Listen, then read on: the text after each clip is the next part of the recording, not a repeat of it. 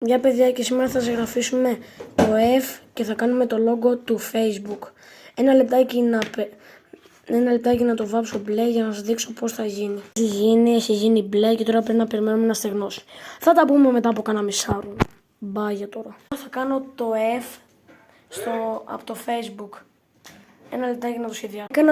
Έκανα το σχήμα τώρα και τώρα περιμένουμε να στεγνώσει για να πάμε να το βάλουμε στο κολοπληκτρολόγιο. Εδώ πέρα έχει στεγνώσει το κουμπί και πάμε τώρα να το βάλουμε.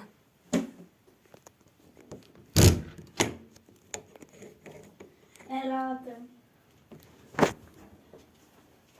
Να βάλω break.